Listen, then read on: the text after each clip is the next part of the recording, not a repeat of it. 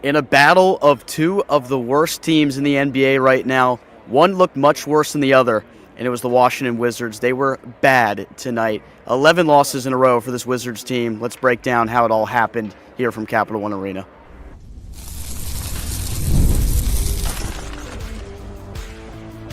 You are Locked On Wizards, your daily Washington Wizards podcast, part of the Locked On Podcast Network. Your team every day. DC family, you're locked on to the Washington Wizards. We're your part of our family. We thank you for making Locked On Wizards your first listen every single day. We're part of the Locked On Podcast Network, where it's your team, the Washington Wizards, every day. We're the #1 sports podcast network in the nation. Today's episode is brought to you by Game Time. Download the Game Time app and use code LOCKEDONNBA for $20 off your first purchase. Alongside the DC Sports content creating savant Abdullah Ayubi, I'm Ben Strober, and I cover all things DC Sports for 106.7 The Fan. In the Team 980, 129-106, a non-competitive loss for the Wizards, who have lost 11 in a row. They lose to the 1-11 Brooklyn Nets tonight at home with the City Edition uniforms on, with the City Edition court. Changes here around Capital One Arena, no changes in the way the Wizards were defensively today. AB, it's a real tough time to be a DC sports fan. I'll start with that. Yeah. I mean, Ben, going into this game, both teams had a combined record of 2-22. And we were talking about it during the game, like who really is carrying DC sports right now. And outside of the Caps, it's the DC Spirit, who I think are making it to the finals in their league. I mean, again, Ben, the Nets didn't have Cam Thomas, one of their best scorers on this team, Ben Sheriff, Danny Wolf, rookies who I understand were contributing to this team, but losing like that, giving up 129 points at home. I thought this was a winnable game, but Keyshawn George and Alex Starr go out late in the game with foul trouble. Just, it wasn't our night today, and we did look great, but unfortunately the result, we just didn't get what we wanted.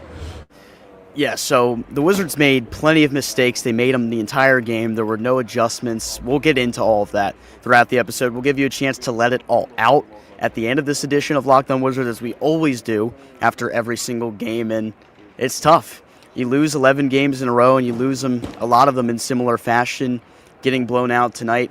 Another example where, let me preface it this way, first of all, the wins and losses do not matter for this team, and I've said that a lot throughout the entirety so far of the regular season. I'm not judging the team based on wins and losses, but this was a game today I would have liked to see the team get a win. I would have liked them to see play competitive basketball, to make adjustments, to play better defensively. You allowed a season high for Brooklyn in first half, .63, and continuously throughout the game, the Wizards had no answer to very simple mistakes they were making on the defensive end. Getting beat by backdoor cuts the entire game. There was no change, there was no adjustment. It was just bad. It was tough to watch for this Wizards team today, and at the end of the day, you look at yourself in the mirror when you've lost 11 games in a row with this super young team. How are you going to get out of this? How are you going to find a way to learn how to win with this basketball team? That's where I start to get the concern at this point, because when you lose so many games in a row, you just have to wonder when the frustrations boil over to a point where it makes it even more difficult to go out there and compete every single night. There are a lot of different things that I didn't like as well, which we'll get into, and it's just going to be one of those episodes where the team played bad. There were a lot of things that went wrong in this one, and you have to tell it like it is sometimes. And I expect the team to bounce back. They're going to have their nights like this. They're going to have nights that are going to be great throughout the majority of this regular season. But as it stands right now, more losses seem imminent the way they're playing. They're not playing good defense, and they're not adjusting. That's the bottom line right now. Ben, it was late in the second quarter when we noticed that Brooklyn was out rebounding Washington 21-10. And then you looked it up. I was right next to you. That Brooklyn is a bottom 3 team in the league in rebounding. And it was just frustrating. Like you mentioned, nothing was going our way tonight for the Wiz. And Bilal Coulibaly coming back after missing 4 games, back in the starting lineup. Like you mentioned, he had the most explosive 6-point game ever. He had 2 posters. Was nice to see. But at times, just in general, the Wizards' offense just couldn't get a rhythm. Keyshawn George tonight, 29 points, 6 rebounds, 5 assists. He was going out there and trying to put this team on his back. And at some point, the Nets were up by 20 at one point, and it seemed like the Wizards were cutting close to 10, but the Nets, Michael Porter Jr., who is just so freaking gifted, 34 points, 9 rebounds, 7 assists, they did not have an answer for him. But again, Ben, I mean, it just makes you wonder if Cam Thomas was playing, how many more points would the Brooklyn Nets score, because he's a 20-point-per-game guy. And I just, again, Ben, like, the games coming up, what games can we look at and say this is a winnable game? Because this was the winnable game. This was a game that I circled 2 weeks ago. They're like, hey, this is where we're going to break the streak. Now the streak of losing continues to 11. One thing I have a problem with right now that continues to be an apparent issue is where's the creativity offensively for this team? You have young talent that you need to develop, and guys like George and Sarr, yeah, they developed so far this season. Sarr did not get the opportunity to do so because he got into foul trouble so early in this one. He picked up his 5th foul with 8 minutes and 30 seconds to go in the third quarter. So he was cooked at that point. There wasn't a chance he was going to be impactful in this game, which is a problem overall they have with this team, is they continue to find themselves in foul trouble, whether it's Sarr or Keyshawn George. But offensively, it seems like the entire offense right now is pin downs, pick and rolls, and dribble handoffs. We need to see more creativity offensively to give guys like Trey Johnson actual opportunities to shoot from the catch and shoot. It was a rough night for Trey Johnson. You can't even sugarcoat it. He was 3 for 9 from the field, but I don't think they're setting him up for success right now. The amount of opportunities where Trey Johnson actually comes off a great off-ball screen, gets a wide open look, it's very few and far between right now. With the offensive consistency not really being there so far for this Wizards team due to the lack of creativity, it concerns me that you see these patterns develop within this team, and I want to see that get better as the season runs along here, but I'm just starting to wonder why we haven't seen much change offensively here through the first 13 games. I just saw Con Knipple, Ben, who fans were saying was a glorified Corey Kispert going into the draft, dropped 34 points against the Milwaukee Bucks. You know what the Hornets did for their young rookie? They found ways to get open, down screens, ball screens, made him set a screen, pick and pops.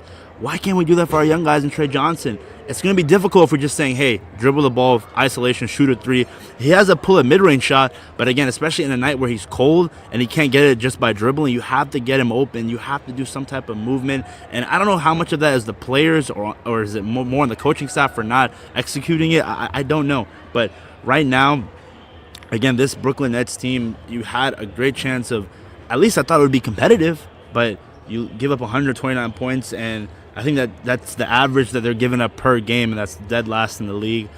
It's for a young squad, man, and just a coaching staff who, again, we understand what's going on here when it comes to the idea that we're not going to be winning a lot. The locker room, I mean, you could lose it. Right now, you're an 11-game loser. We're 5 games away, Ben, from tying that losing streak from last season. It's not good, and I don't really see a scenario if they continue to play this way where they win a game anytime soon. And that's troubling. It's puzzling to me because with the young talent you have on this team, we've seen guys who we know can play, can get it done at this level. They're not doing it right now, and at times I'm starting to wonder if they're truly being put in a situation to really succeed on a night-in, night-out basis. And I just mentioned offensive creativity. Defensively, I don't understand why we can't adjust, why there haven't been any adjustments. And you see these situations where Keith will call a timeout in frustration because of something they do defensively. They get burned in transition, or they look really bad defending out of a pick-and-roll situation, or the defense is just poor in general because they're giving up a backdoor cut. There was no answer for it the entire game. They were struggling with the back cuts. They were struggling with the backdoor screens that Brooklyn was doing. It just makes me wonder, why does Brooklyn as a team look more creative offensively and our defense could not do anything to stop it? And not to say our guys, Bilal, Keyshawn, and Sarr were without fault in this game, because there were times where they were getting beat themselves backdoor.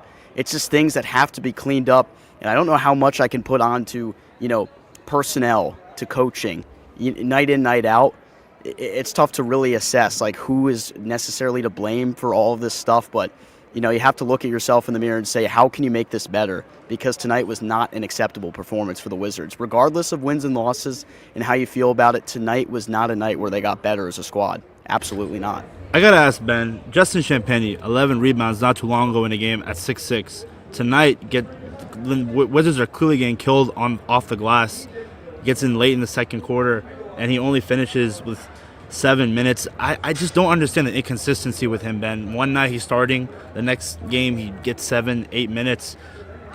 I'm trying to figure out what his role here is in Washington. I think I want to see a guy who can go out there, play 15 to 20 minutes, and rebound, especially when you're getting killed, like for example tonight. But just the inconsistency with minutes, Ben, it gives fans justification to question Coach Brian Keefe. And I love Coach Keefe. I think from what he's dealt with, I understand he's he is the challenges sometimes not going his way. The mid-game halftime adjustments, just it's not there. But stuff like this is like, okay, we have the young guys. Why aren't you going out there? And clearly we're getting killed. Put in a guy that's going to go out there and at least try to get you rebounds. I mean, I'll say it one more time like I mentioned earlier. Bottom 3 rebounding team is Brooklyn Nets team. And this Wizards team is getting killed off the glass. It's just inexcusable. So many things went wrong in this one. It's just troubling, and sometimes you look in a way, it's puzzling. And the way I looked at it from this game, and I was talking to some people around the facility today, just saying one of the things I was looking to measure from this game, or why I really wanted to see the Wizards compete much better in this game and, in actuality get a W, is because this Brooklyn team in Washington, yeah, they're in a similar spot. They're clearly in a race to the bottom right now, trying to outtake one another some way or another, and the Wizards get a step up in that battle, I guess, with this loss today. But I wanted to look like we were further ahead than an organization when it comes to developing. And tonight that was not the case. The Wizards looked like the much, much worse team tonight than the Nets. We didn't look like a team that was in year 3 of a rebuild, I'll tell you that, Ben. I don't think you're wrong there. Let's take a quick break. When we come back, I want to discuss some other things I noticed from tonight. We'll be back on Locked On Wizards.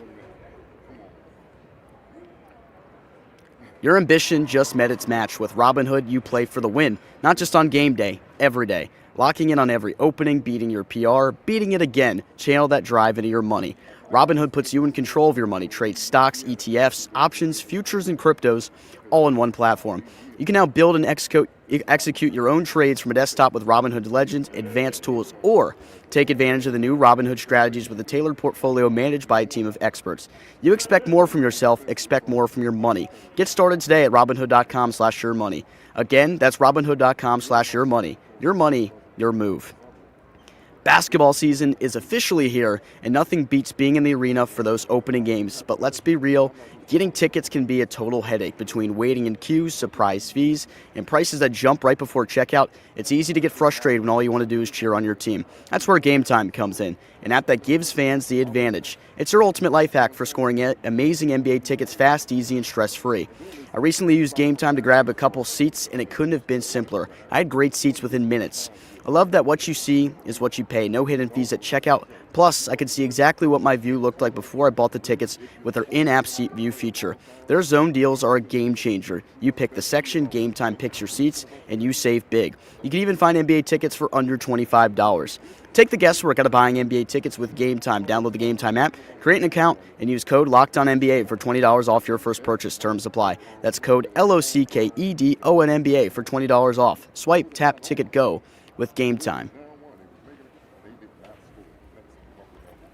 Tough pill to swallow here in D.C. tonight, 129-106. The Wizards fall, drop 11 games in a row, drop to 1-12 on the season, to the 1-11 Brooklyn Nets. It was non-competitive. It was brutal to watch for a lot of different reasons. The lack of adjustments, the lack of offensive creativity. Things that continue to be issues for this team is foul trouble. And Keyshawn George, who has found himself in foul trouble plenty of times throughout the season, ended up having a nice performance tonight. Did end up fouling out at the end of the game. I'll give you the quick stats for Keyshawn. I know you brought them up earlier. 29.6 rebounds and 5 assists. Keyshawn George essentially is playing in the point guard role for this team right now, which is a big problem for me, Abdullah. I know he has the skills to get it done, but if you have a guy that competes the way he does defensively and is having a super hard time defending without fouling, you put yourself in these situations where he has to come out of the game because he's in foul trouble, and now you don't have anybody to lead your offense. CJ McCollum is not really a guy that can lead the offense. I'll get a little bit more into him in just a couple minutes. But, with Bub Carrington not necessarily working out right now at the point guard position, it was another tough night for him where he finished as a minus 25. Didn't turn the ball over, thankfully, but just not getting the type of offensive production they need from him. Only 2 of 5 from the field tonight, and just overall not doing a great job facilitating for this team in this different role than he was in last year. The offense really falters when you don't have a guy like Keyshawn George on the floor. And if you don't have anyone initiating the offense, it's going to be tough for your guys like Trey Johnson to develop. It's going to be tough for George himself to develop if he's not able to have anyone else create for him at times. It's going to be tough for Alex Sarr to get opportunities to work out of the pick and roll. It's a mess sometimes when it comes into these situations. And, it's a real big hole right now the Wizards have without a true point guard on the roster. And it leads to a lot of isolation ball, Ben. That's what we've been seeing these past couple of games when the Wizards can't get anything going offensively. And it begs the question, Ben, do you think they're going to address the point guard position before the trade deadline day? I mean, again, if this is a result that we're going to see throughout the season, fans are going to be upset. And I didn't think Coach Keefe being let go was possible like mid-season. I thought he was going to get the whole year. But if this is what we're seeing against a bottom three team in the NBA, the Brooklyn Nets, along with us, I mean, where can we go from here? Because, again, as much as we love development, we love to see the young guys go out there and ball out. Like I mentioned, Keyshawn George, another 20-point game. But if we're getting blown out by 20 points, again, we keep preaching about competitiveness, Ben, but losing by 23 to a Nets team who, I'm sorry, I'll say it one more time, didn't even have Cam Thomas playing tonight.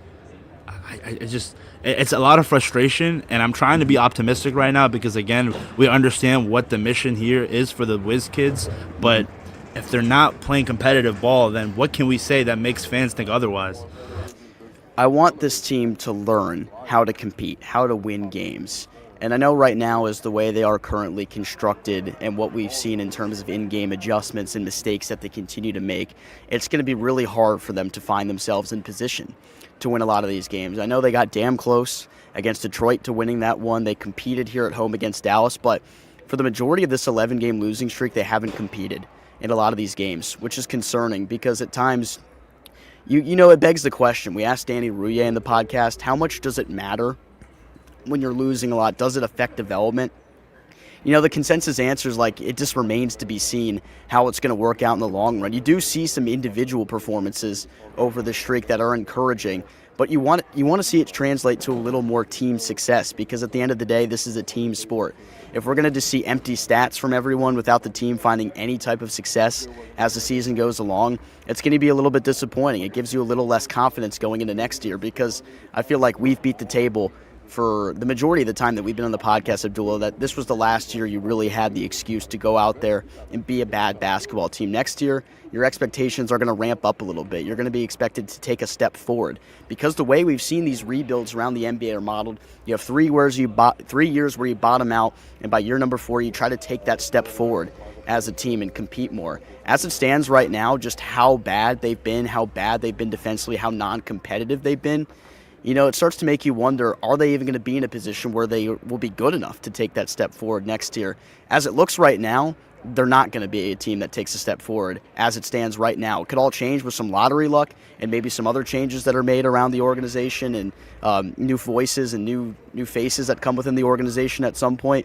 But as it stands right now, I don't have much confidence that they're going to be much better next year if this is the current group that's in and they continue to play this way. Oh, yeah. I mean, for sure, Ben. Right now you're at 1-12 through the season, and again, I understand this team played better in the second half last season compared to the first half. You made some moves there, but will it be the same this year? How active will they be during the trade deadline? We'll just have to see. It's so funny, Ben, because now I see so many Wizards fans after every loss. They're not even mad. All they do is like insert the quotes from the Gunna song "On One Tonight," which correlates with AJ DeBonza because he currently owns the song on social media, and maybe that's a guy that if you bring him in, it could definitely change your luck for next year. But again, Ben, the lottery, I mean, it hasn't been on the Wizards side outside of 2024, so we'll just have to see on that. But again, tonight, Ben, giving up 129 points to a Nets team, it's just a lot of frustrating Wizards fans, and I genuinely don't blame them because this is the product that we've been seeing throughout the season. It's early on the season. We're not even 25% of the way there yet. Yeah, it's a long process. And I'll preface it this way. It's perfectly acceptable for people to be frustrated in this situation. I know I'm frustrated, you're frustrated, because we want to see better effort. We want to see the team compete on a night-in, night-out basis. But I'm not giving up on what the Wizards are trying to do. I have full belief in what Dawkins and this front office is trying to emulate here. But there's going to have to be some sort of changes that are made at some point in order for this organization to take the next step, I think. Right now, they're losing a lot of these games by a large margin. They're not competing defensively. They're not making adjustments, which you want to see a young team do. You're learning bad habits. And if you learn these bad habits without correction, that's where it becomes a problem, and it translates to those bad habits showing up in the future. These things got to be corrected. I'm not saying they need to make a change right now at head coach, but I need to see better adjustments from everybody in the team. These little mistakes that we're seeing from guys like getting beat backdoor, turning the ball over senselessly, or taking bad shots, it's got to get cleaned up at some point. It's got to get better. And it also doesn't help that both your best young players in Nassar and Keyshawn George get fouled out. And Alex Sarben, tonight I saw with that sixth foul, eventually got the technical foul. You saw the frustration, and I think it's just an aberration of it. I don't see this happening throughout the season. I think before tonight, he was a guy who I think is still a much deserved candidate of most improved player, and I think he's still going to go out there and give you those double-double games. I don't think he recorded any blocks tonight, so that was a little disappointing to see. But again, I mean, he went out there and was still giving his all, and we're hoping to see him bounce back from tonight. There's a lot of ways this team needs to bounce back in a big way. I mean, you get some time off before you play your next game, a chance to reflect. And I just wonder what Keefe's message will be to this team, Abdullah. And I'm not going to make you play coach here or anything, but what would you tell the team that's lost 11 games in a row? How do you get them out of this rut? I don't know. I'm just going to see if you have any idea what you would say in the situation. It's so funny because you hit the Uno reverse card with me, because I asked you this in a recent episode. And to be honest, Ben, you just have to play better. I know it's easier said than done, but if you genuinely want to end this streak, you got to go out there and say, I'm going to give it my all. I understand this team. The talent gap is going to be there every night. I mean, tonight I thought it was pretty even on the court, but you got to go out there and just play disciplined defense. You can't have your best scorers on this team be fouled out, because that's going to be hard for you to win games. Find a way to give your young guys the ball. Trey Johnson is a freaking shooter, Ben. I mean, he is lights out. He's so freaking talented. Like I mentioned earlier, teams like the Hornets, Cooper Flagg with Dallas, they find a way to feed their young guys and say, go out there and make a play down screens. You have big guys on this team. So many young squad, a lot of youthfulness in the squad. You're telling me you can't go out there and muster a win during a double-digit game losing streak? If I'm Coach Keefe, you have to drill that in their heads. Something's got to give. This team's lost 11 games in a row. They've been non-competitive in a ton of those games. It just has to be better. Wins and losses are not important, but just the effort and seeing them get blown out as bad as they are to a really bad team tonight is definitely frustrating, and you just wonder how it affects development, how it affects team morale. It's all things that you have to ask yourself when you're watching this team and you're number 3 of the rebuild. All right, let's take one more quick break. When we come back, it's your chance to let it all out. We're going to read some of your comments here on Locked On Wizards. The NBA is back, and there's no better place to get in on the action than FanDuel, the official sports betting partner of the NBA. Even if you missed the start of the game or want to ride the hot hand, FanDuel has everything from live bets to who will score next to fourth quarter comebacks. Plus, you can even combine your live bets into a same-game parlay for a shot at a bigger payout. It keeps every game exciting, especially when your team's making that late push.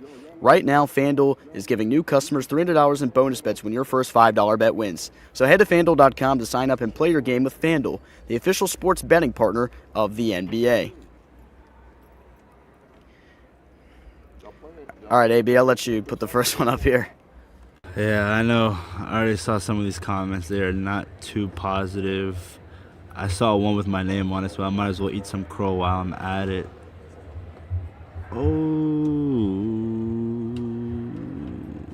I'll just start off with this. Malachi, or MX, I think that's your name right there. Thank you for liking, commenting, subscribing to the Locked On Wizards channel. We need a facilitator, yep. And I think a facilitator, I hope you mean a point guard. And last year we had some guards on this roster. This year, I think the Wizards coaching staff expected Bob Carrington to take that point guard role, but from what we've seen early on this season, he's more of that combo role here. Maybe you go out for a guy in free agency and sign. Maybe you trade for someone at the deadline, but it's hard. And I think it messes with the development with a lot of these young guys if you don't have a pure point guard here. Disagree, MC Bruno 72. Thank you for your comment. Disagree. Wins and losses are more important. These kids need hope. I see what you're saying, and definitely with young guys, a lot of losses can definitely take a toll on you. But again, we have to go back to the whole idea of having a top 8 protected pit because we don't want it to go to New York.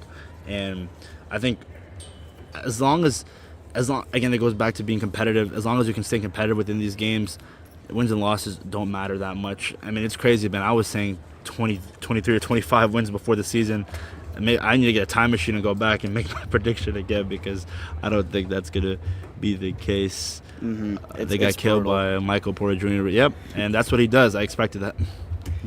AB, it's frustrating because it feels like for so long as Wizard fans, we've been always in question of the man in charge, and right now Wizards fans are questioning the leadership of Brian Keefe. Can he be the voice to help these young players within this rebuild? I know he's a guy that's tabbed with being part of a process in terms of player development. He's got some ringing endorsements from some all-time great basketball players, but as the fit for the head coach of this Wizards team, we're in a situation right here where we're wondering if this is the guy that can be the voice. I don't think he's going anywhere anytime soon, so I'll preface it that way. But something's definitely got to change. I think he needs to be better right now. Everybody needs to be accountable in the situation because they're making the same mistakes night in, night out without correction. They're not playing competitively on the defensive side of the basketball like they said they were. They're getting beat on the backdoor cuts, and they're struggling to find creativity offensively. They're not generating offensive sets that set their guys up for success for the most part. They've been good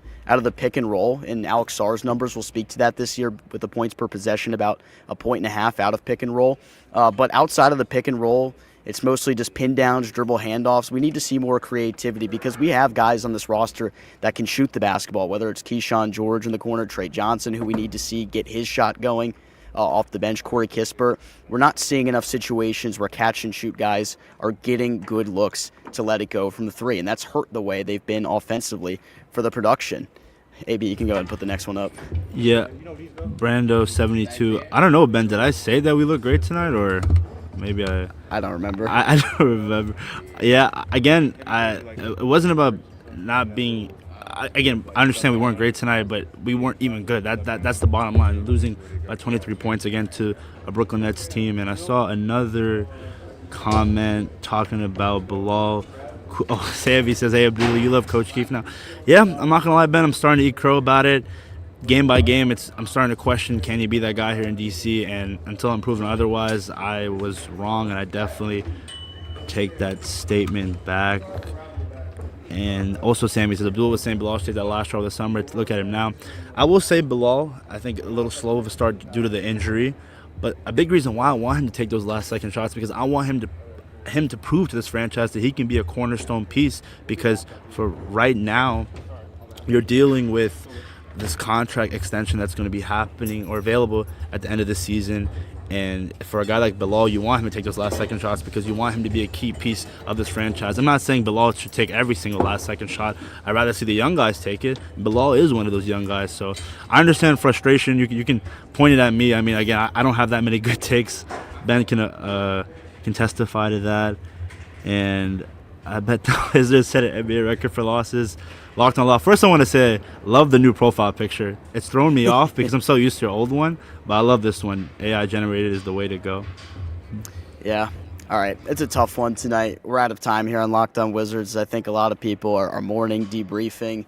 It's frustrating. 129-106. The Wizards fall to the Brooklyn Nets. The Wiz have lost 11 games in a row. And the way they're playing right now, I'm not sure when that next win is going to come. Changes need to be made. They need to be better all around. That is the bottom line. Let us know what you think the biggest problem with the Wizards is right now and how can they address it. We want to thank all of you for making Locked On Wizards your first listen every single day. For your second, check out the Locked On NBA Fantasy Basketball podcast hosted by Josh Lloyd. He will get you ready with your fantasy lineups.